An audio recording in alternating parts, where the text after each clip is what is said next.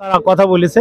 তো যারা ভুল বোঝাবুঝিকরণ করেছে, আমি আমার পক্ষ থেকে তাদের বিরুদ্ধে অভিযোগ না, আমি তাদের মাফ করে দিলাম। তারা যেন আমার সন্তানের জন্য দোয়া করে যে আমি একজন আলিম, আমার সন্তান যেন আগামী দিন আলিম হয়ে আজকে ভাইরাল হয়ে গোটা বিশ্বে যেমন পরিচিত হচ্ছে, উনি প্রকৃত আলিম হয়ে দিনের খেদমতকারী। মনে হলো আমি ফ্রিজটা উঠেছিলাম, ফ্রিজ উঠানোর পরে দেখতেছি না ফ্রিজের মুখ বাঁধা। নিজের মাকেও হারালেন এবং খুনের মিথ্যে দায় নিজের কাঁধেও নিলেন। এই দুঃখ কোথায় রাখবেন সাদ বিন আজিজুর রহমান? বগুড়ায় গৃহবধূকে হত্যার পর একজন বাবা সে কিভাবে সন্তানের পক্ষ নেবে না তার নিজের স্ত্রীর পক্ষ নেবে? দর্শক, এই সমাজে বেঁচে থাকতে হলে দুটারই দরকার, দুটাই প্রয়োজন। যেমন স্বামী তার স্ত্রীকে প্রয়োজন এবং বাবা তার ছেলেকে প্রয়োজন। তো এখন কাকে ছাড়বে আর কাকে রাখবে? দর্শক শ্রোতা, হয়তো আপনারা ভুলে গেছেন যে বগুড়াতে যে ঘটনাটি ঘটেছিল, ছেলেকে ধরে নিয়ে যায় পুলিশ, রিমান্ডে দিছে। রিমান্ডে দেওয়ার পরে যে তথ্য এসেছে এবং পুলিশ ধরে নেওয়ার সময় যে ঘটনাটি বিভিন্ন পাড়া প্রতিবেশীর কাছে জানতে চেয়েছিল এবং তারা জানতে পেরেছে যে এই ছেলে একটি মেয়ের সাথে সম্পর্ক করত, আর তারই সেই সম্পর্কর জের ধরে একটি ছেলে, ওই ছেলের হাত খরচের পরিমাণটা একটু বেশি লাগলো।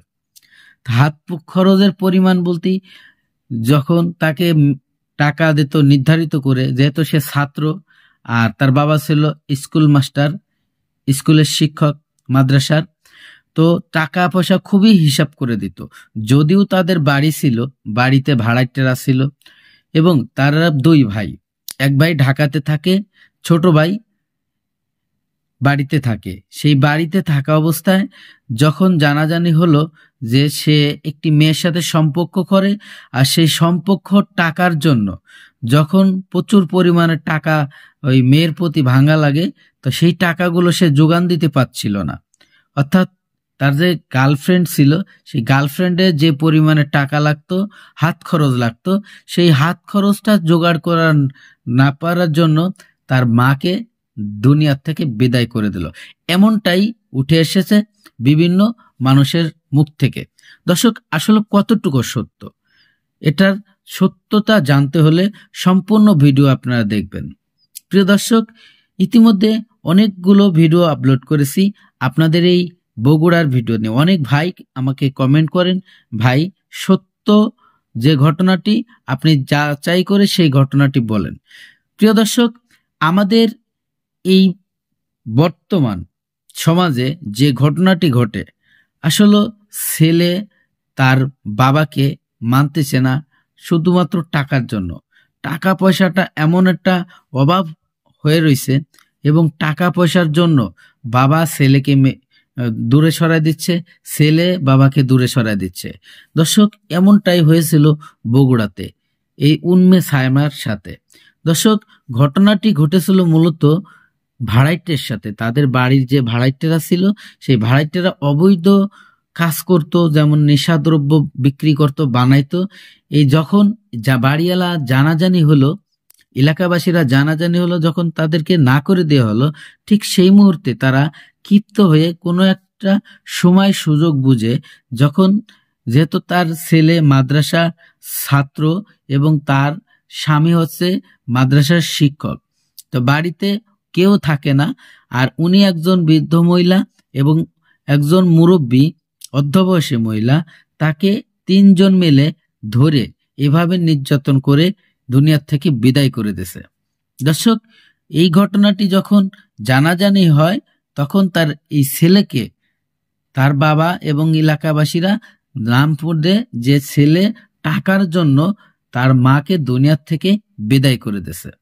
দর্শক, কতটুকু সত্য চলুন। জন্মদাতা পিতা, সেই পিতাই নিজের ছেলেকে বাঁচানোর জন্য সবারই হাতে পায়ে ধরেছে এবং পুলিশের নির্যাতনের থেকে ছেলেকে বাঁচানোর জন্য যত রকমের চেষ্টা, সম্পূর্ণ চেষ্টা চালাইছে এবং চেষ্টা সফলতাও পেয়েছে।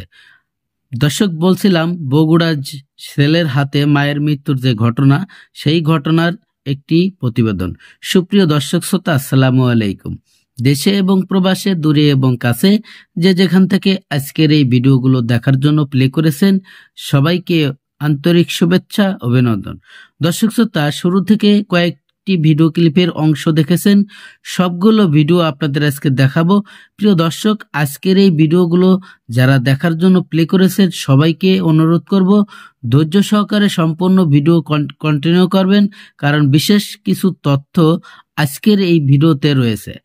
সুপ্রিয় দর্শক শ্রোতা, ছেলেকে বাঁচানোর জন্য বাপের আকুতি বিনতি।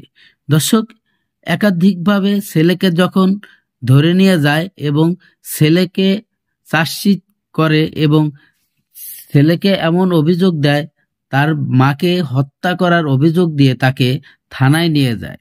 দর্শক, এই ঘটনাটি আপনারা হয়তো অনেকবার দেখেছেন। বগুড়াতে যে ঘটনা ঘটেছিল ছেলের হাতে মায়ের মৃত্যুর কারণ, এর প্রধান রহস্য আজকের এই ভিডিওতে জানতে পারবেন।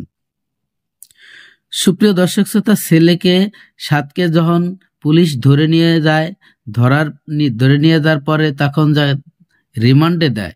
সেই রিমান্ডের থেকে এমন কিছু তথ্য আসলো ছেলের মুখ থেকে, তখন ছেলে স্বীকারোক্তি দিয়েছিল যে আমার মাকে আমি হত্যা করেছি। কিন্তু এটা ছিল এইগুলোই ছিল একটি সাজানো নাটক, কারণ ছেলে কখনোই তার মাকে হত্যা করে নাই এবং সে পুলিশের মারির ভয়তে, ছেলেটি খুবই নিরহ এবং সহজ সরল থাকাতে সেই মিথ্যার আশ্রয় নিছে যাতে তাকে কম মারা হয়। প্রিয় দর্শক, সে যখন ফেরত আসে, তাকে যখন পুলিশ ছেড়ে দেয়, একদম জামিন দিয়ে দেয়, তখন যে সাক্ষাৎকার দিয়েছে ভয়াবহ, সেই ঘটনাটি আপনারা যদি জানেন